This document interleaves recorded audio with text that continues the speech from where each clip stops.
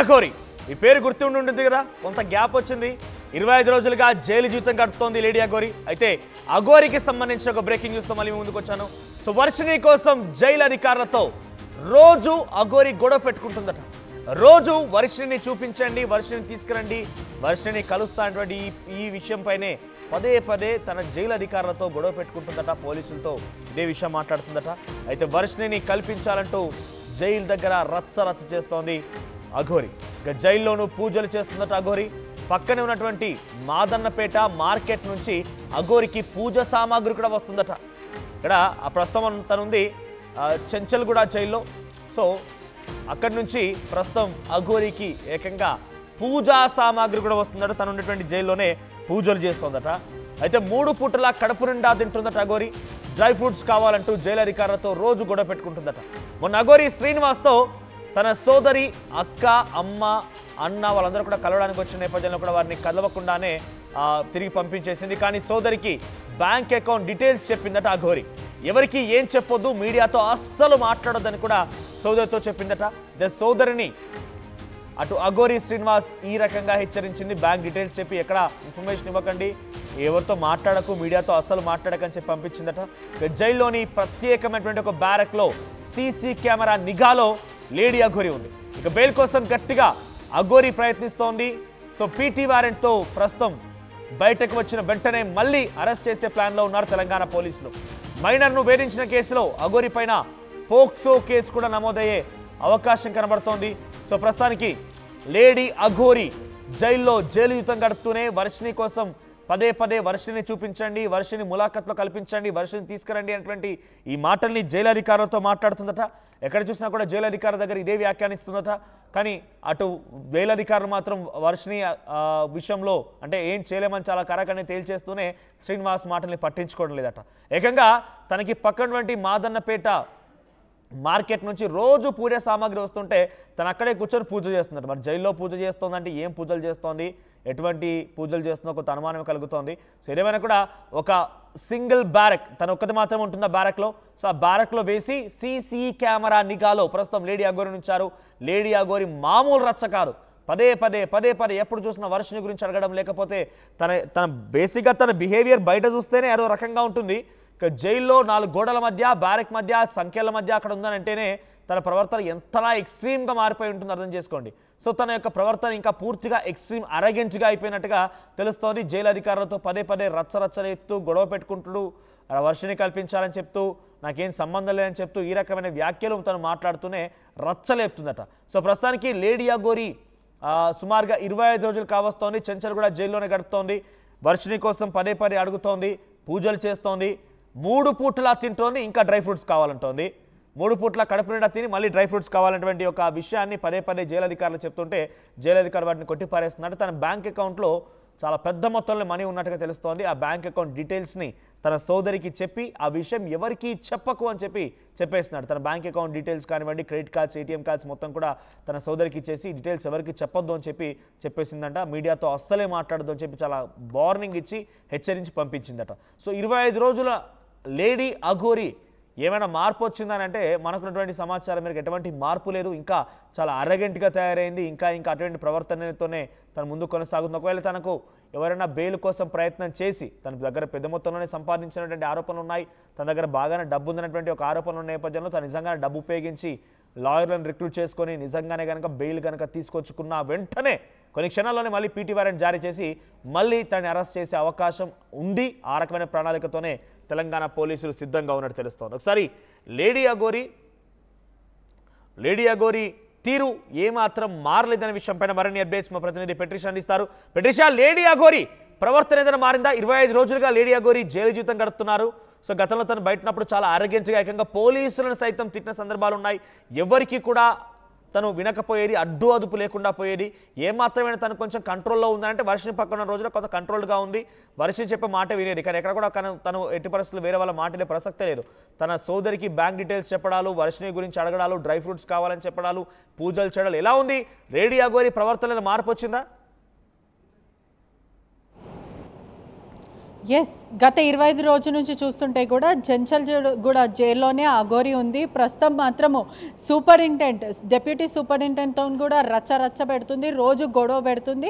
వర్షినితో నేను మాట్లాడాలి అంటూ కూడా సూపరింటెండెంట్తో కూడా తను క్లోజ్గా ప్రవర్తించడము, ఫ్రెండ్షిప్ చేసుకుంటుందని కూడా తెలుస్తుంది. మరోవైపు కూడా మాదన్నపేట నుంచి కూడా తనకి లోపలికి సామాన్లు అంటే పూజా సామాగ్రి అంతా కూడా లోపలికి వెళ్తుందని కూడా తెలుస్తుంది. ఒకవైపు జైలు అధికారులతో కూడా 3 పూటలు తింటూ కూడా నాకు డ్రై ఫ్రూట్స్ కావాలంటూ కూడా అధికారులతో గొడవ పడడం. అదే కాకుండా మొన్న వాళ్ళ సోదరి అతన్ని కలవడానికి లోపలికి వెళ్ళినప్పుడు కూడా బ్యాంక్ డీటెయిల్స్కి సంబంధించిన క్రెడిట్ కార్డ్స్ కానీ లేకపోతే డబ్బులు ఎక్కడ దాచిపెట్టడం, ఇదంతా కూడా బ్యాంక్ చెక్స్ ఎక్కడ ఉన్నాయి, బ్యాంక్ ఇన్ఫర్మేషన్ అంతా కూడా ఇవ్వడం. అదే కాకుండా ప్రస్తుతం అఘోరి మాత్రం బెయిల్ కోసం గట్టిగా ప్రయత్నిస్తుందని కూడా మొత్తం మీద తెలుస్తుంది. ఒకవేళ బెయిల్ ఇచ్చిన తర్వాత కూడా తెలంగాణ రాష్ట్ర ప్రభుత్వం చాలా సీరియస్గా తీసుకుంది ఈ కేసు. మళ్ళీ అరెస్ట్ చేసే అవకాశాలు, ఇప్పటికే మైనర్ని కూడా వేధించింది, పోక్సో కేసు కూడా నమోదయ్యే ఛాన్సెస్ కూడా మొత్తం మీద అయితే కనిపిస్తుంది.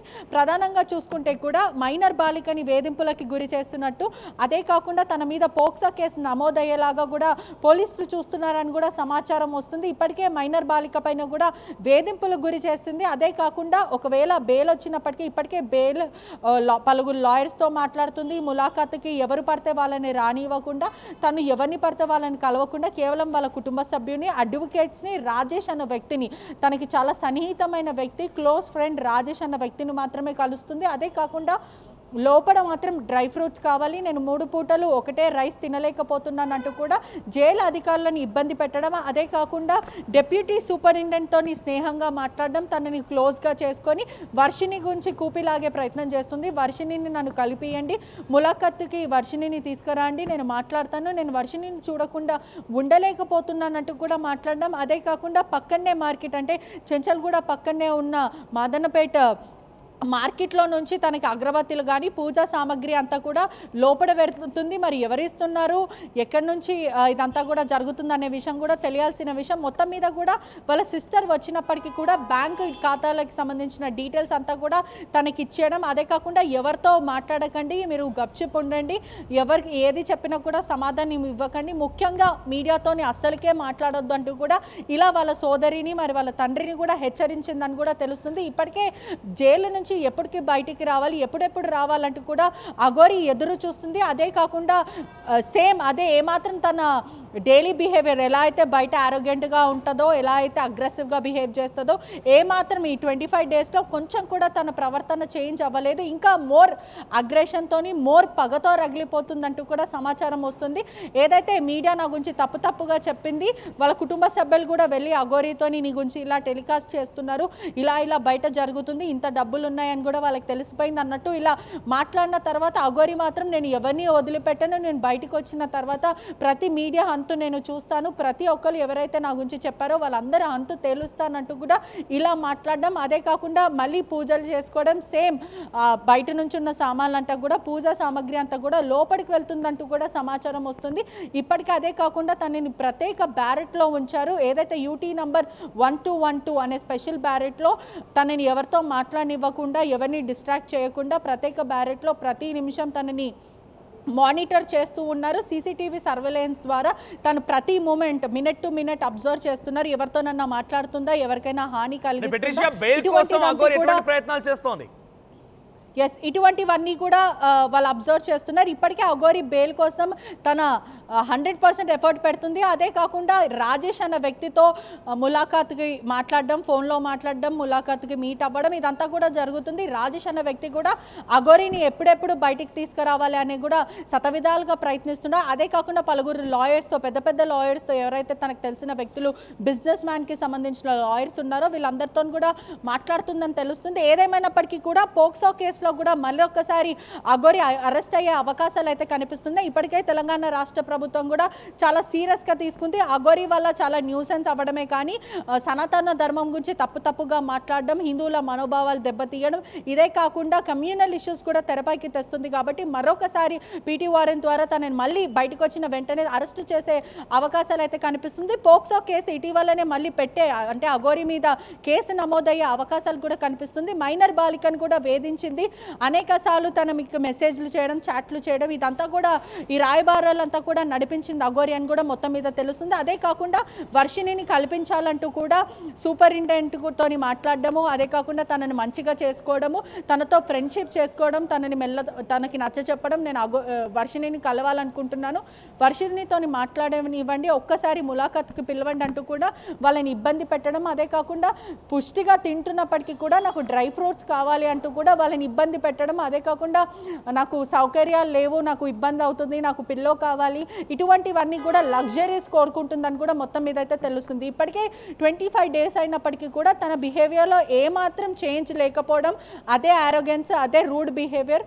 మరోవైపు వర్షిణిని పదే పదే తలుచుకుంటూ పగ సాధిస్తాను అంటూ కూడా గట్టిగా ఆ బ్యారెట్లో నుంచి అరవడము, ఎవరైతే నా గురించి తప్పుగా మాట్లాడారో, ఎవరైతే నన్ను ట్రోల్ చేశారో వాళ్ళందరి హంతు నేను తేలుస్తానంటూ కూడా ఇలా అగ్రెసివ్గా అఘోరి మాట్లాడుతున్న పరిస్థితి కనిపిస్తుంది.